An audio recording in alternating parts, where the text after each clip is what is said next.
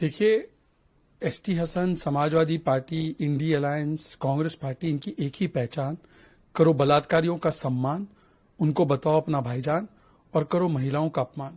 कल कांग्रेस के मध्य प्रदेश के विधायक ने रेप को लेकर जिस प्रकार की टिप्पणी की, उसको जस्टिफाई किया, कहा कि धर्म ग्रंथों में लिखा है कि रेप कर सकते हैं महिलाओं का, एससी एसटी महिलाओं पर अभद्र टिप्पणी दी। राहुल गांधी ने उनको प्रमोट किया, उनके ऊपर कार्रवाई नहीं हुई।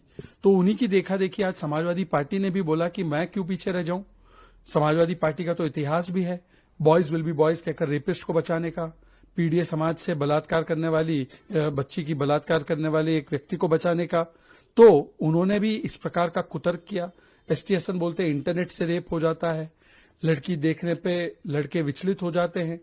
मतलब कि पहले बॉयज विल बी बॉयज बोला और अब बॉयज क्यों रेप करते उसका जस्टिफिकेशन भी दे रहे हैं। ये उनकी कुत्सित मानसिकता को दर्शाता है। ये वही पार्टियां हैं जो रेपिस्ट को बचाती है, ये वही पार्टियां हैं जो यूसीसी का विरोध करती है, ये वही पार्टियां हैं जो 3 तलाक हटने का विरोध करती है, शाहबानू वर्डिक्ट का विरोध करती है। तो ये महिला विरोधी पार्टियां हैं।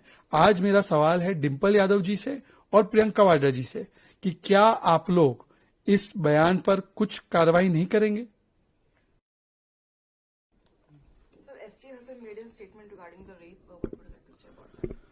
Once again, Samajwadi Party, Congress Party, INDI alliance की एक ही पहचान, करो बलात्कारियों का सम्मान एंड डू महिलाओं का अपमान।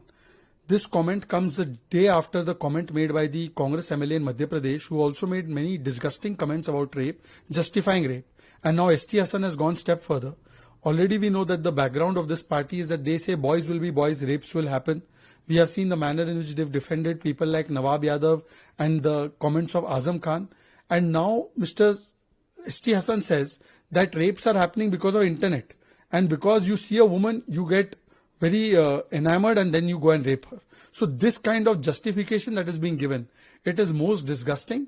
And today the question should be from Priyanka Vadra and from Dimple Yadav ji, who say ladki hu lad sakti hu. What action will they take on such people in their parties? Deputy CM D K Shiv Kumar ने अपनी जो scheduled meeting World Economic Forum के साथ cancel कर दी है राहुल गांधी से meeting के बाद।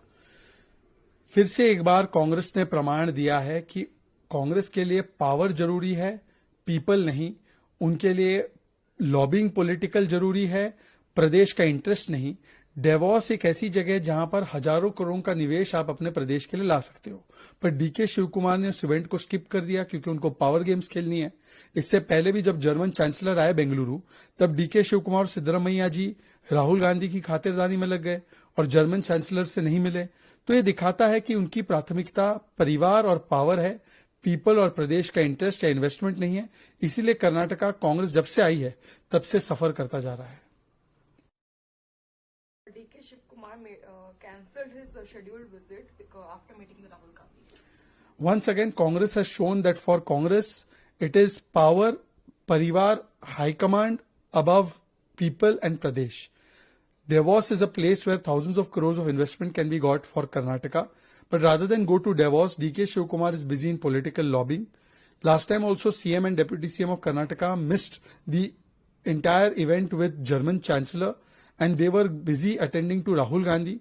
So they put Parivar and High Command before people's interest there also. And this is the culture of the Congress.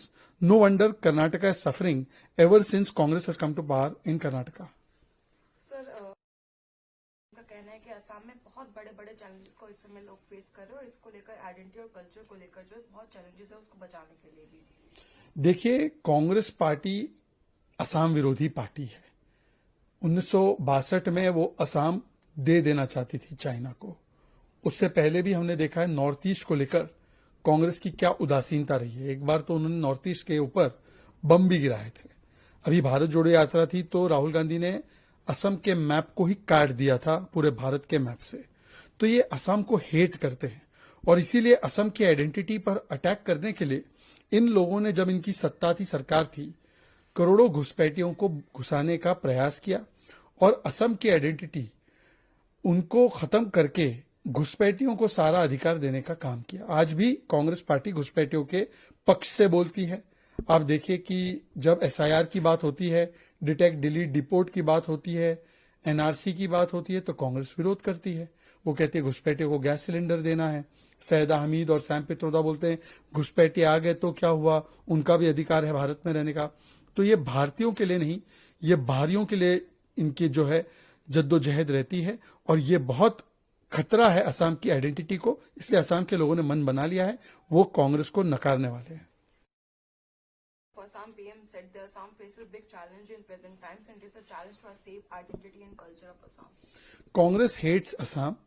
They have said bye-bye to Assam in 1960s. They are the ones who have always treated Northeast as stepsister. They are the ones who bombed Northeast. They are the ones who cut off Assam in the Bharat Jodo map of Rahul Gandhi. So they have a hatred towards Assam, and therefore they have tried to even change the identity of Assam, the culture of Assam, and they have done this by allowing infiltrators to come in. And therefore, when the BJP wants to send these infiltrators back, kick them out, that time Congress is always opposing. They oppose SIR, they oppose the detection and deletion and deportation of the infiltrators. They are an infiltrating, supporting party. And we have seen statements of Ghulam Ahmad Mir, Sayyida Hamid, Sam Pitroda. They all say that their hearts are beating for the infiltrators. Shiv Sena UPT MP Sanjay Raut made a statement. He said corporators who have come from the alliance of BJP and Shiv Sena are out of fear and someone will kidnap them, threaten them. Sanjay Raut जी, आप अपनी खुद की party के बारे में चिंता कीजिए।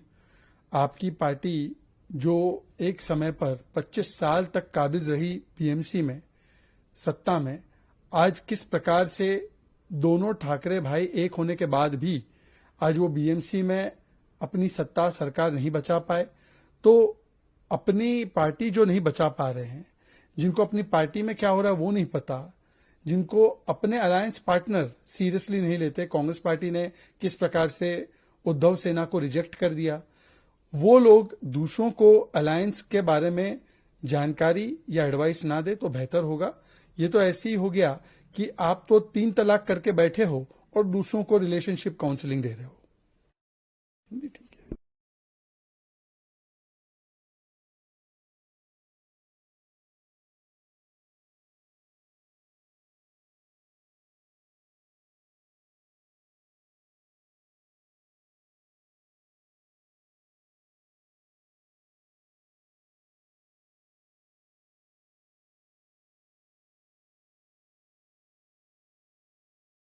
को रिलेशनशिप काउंसलिंग दे रहे हो और दूसरों को रिलेशनशिप काउंसलिंग दे रहे हो। ठीक है। या एडवाइस ना दे तो बेहतर होगा। ये तो ऐसे ही हो गया कि आप तो 3 तलाक करके बैठे हो और दूसरों को रिलेशनशिप काउंसलिंग दे रहे हो। वीके न्यूज, राष्ट्र के नाम।